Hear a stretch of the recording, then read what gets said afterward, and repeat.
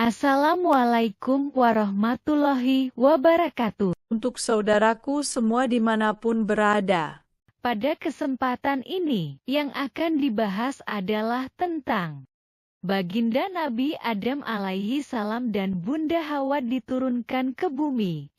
Tetapi sebelumnya ini jawaban dari video yang lalu. Zat Allah di ama posisinya jauh di atas ars. Jarak antara zat Allah dan ars 20.000 tahun. Ini yang disampaikan oleh pembimbing kerohanian saya. Selanjutnya zat Allah berfirman, "Wahai iblis, apa yang menghalangimu untuk bersujud? Kamu menyombongkan diri atau merasa sebagai atau termasuk golongan yang lebih tinggi?" Iblis menjawab, "Aku lebih baik darinya. Engkau ciptakan aku dari api sedangkan engkau menciptakannya dari tanah." Zat Allah sangat marah karena ada makhluknya yang berani menentangnya. Masa zat Allah mengusir iblis dan mengutuknya. Sekali lagi, itulah pelajaran atau peringatan dari zat Allah, jangan menentangnya karena akan dikutuk. Apakah kalau sudah dikutuk atau terkutuk akan menjadi penghuni surga? Selain kutukan, zat Allah juga melaknat sampai hari kiamat seperti firman-Nya. Laknatku tetap atasmu sampai hari pembalasan. Sekali lagi untuk mengingatkan, jangan pernah walau sekali menolak atau menentang firman-Nya. Maka jin atau iblis meminta ditangguhkan usianya, sampai manusia dibangkitkan. Zat Allah memberikan penangguhan usia jin atau iblis sampai hari kiamat. Dan jin atau iblis menyampaikan kepada zat Allah ancaman untuk manusia, kecuali kepada hambanya yang terpilih. Dan zat Allah bersumpah, bahwa jin atau iblis akan dimasukkan neraka bersama manusia yang menjadi pengikut jin atau iblis. Maka keluarlah jin atau iblis dari al-jannah tempat penciptaan manusia pertama baginda Nabi Adam alaihi salam. Dan zat Allah juga berfirman kepada para malaikat untuk kembali ke tempat dan tugas masing-masing. Jadi apakah ada pembelajaran atau pelajaran yang dapat diambil dari kejadian waktu penciptaan manusia pertama itu? Pelajaran atau pembelajarannya. 1. Makhluk apapun nama sebutannya diciptakan oleh zat Allah. 2. Makhluk harus patuh kepada kehendak yang Maha Pencipta. 3. Jangan menentang kehendak atau ketetapannya melalui firman-Nya. 4. Awal takdir jin atau iblis dalam perjalanan hidup atau kehidupannya dengan menentang kehendak zat Allah. 5. Kutukan dan laknat serta sebutan iblis dan kafir untuk makhluknya yang menolak kehendak zat Allah. 6. Disitulah awal dari permusuhan jin dengan manusia. 7. Disitulah awalnya jin dendam kepada manusia, sehingga mengankamnya. Pertanyaannya, bagaimana dengan manusia yang menentang firman-Nya?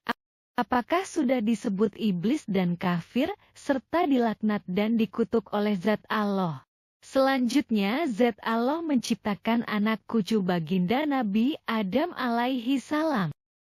Penciptaan ruh atau roh anak cucu baginda Nabi Adam alaihi salam dengan mengusap punggung atau sulbi. Setiap ruh atau roh anak cucu Nabi Adam alaihi salam sudah ditetapkan ada yang menjadi penghuni surga atau neraka.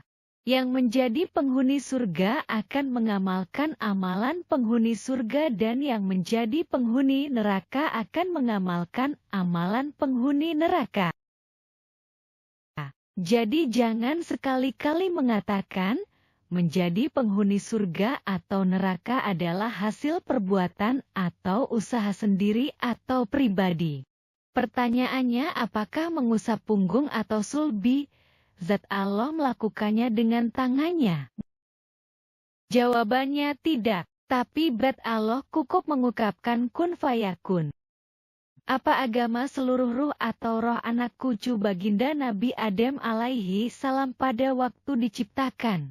Jawabannya, seluruh ruh atau roh anak cucu baginda Nabi Adam alaihi salam beragama Islam. Seperti firman-Nya di surat 7 Al-A'raf ayat 172. Allah mengambil kesaksian kepada seluruh ruh atau roh anak cucu baginda Nabi Adam alaihi salam dengan bertanya, "Bukankah aku ini Tuhanmu?" Jawaban seluruh ruh atau roh, "Betul engkau Tuhan kami bersaksi." Persaksian mengakui zat Allah sebagai Tuhan mereka itulah seluruh ruh atau roh anak cucu baginda Nabi Adam alaihi salam sebagai Muslim atau Islam.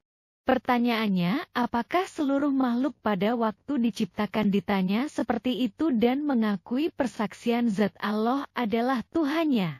Jawabannya ya. Itulah yang terjadi di hari pertama di Al-Jannah saat penciptaan baginda Nabi Adam alaihi salam. Di hari kedua baginda Nabi Adam alaihi salam diajarkan nama-nama makhluk yang berada di Al-Jannah. Di hari ketiga zat Allah beri firman kepada para malaikat untuk berkumpul kembali di Al-Jannah. Kemudian zat Allah berfirman kepada para malaikat untuk menyebutkan nama-nama makhluk yang ada di Al-Jannah. Dan para malaikat menjawab, "Maha suci Engkau, tidak ada yang kami ketahui selain yang telah Engkau ajarkan kepada kami."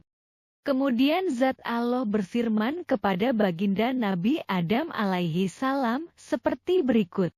"Wahai Adam, beritahulah kepada mereka nama-nama makhluk itu." Selanjutnya baginda Nabi Adam alaihi salam memberitahu nama-namanya. Setelah baginda Nabi Adam alaihi salam menyebutkan nama-nama makhluk, Allah berfirman kepada para malaikat, "Bukankah telah aku katakan kepadamu, bahwa aku mengetahui rahasia langit dan bumi, dan aku mengetahui apa yang kamu nyatakan dan apa yang kamu sembunyikan?" Itulah kejadian hari ketiga di Al-Jannah. Pertanyaannya, apa sebutan dari yang diciptakan zat Allah? Apapun wujudnya, misalnya seperti batu yang diciptakan oleh zat Allah disebut makhluk, karena batu itu hidup. Jadi pahami, bahwa seluruh yang diciptakan oleh zat Allah disebut makhluk, kecuali batu bata disebut benda, karena dibuat atau dibikin oleh manusia. Pertanyaannya, di mana zat Allah pada kejadian di Al-Jannah hari ke-1 sampai 3? Pertanyaannya, apakah zat Allah turun ke Al-Jannah? Jawabannya, zat Allah di ama dan posisinya jauh di atas ars. Terima kasih atas like, comment, and subscribe. Assalamualaikum warahmatullahi wabarakatuh.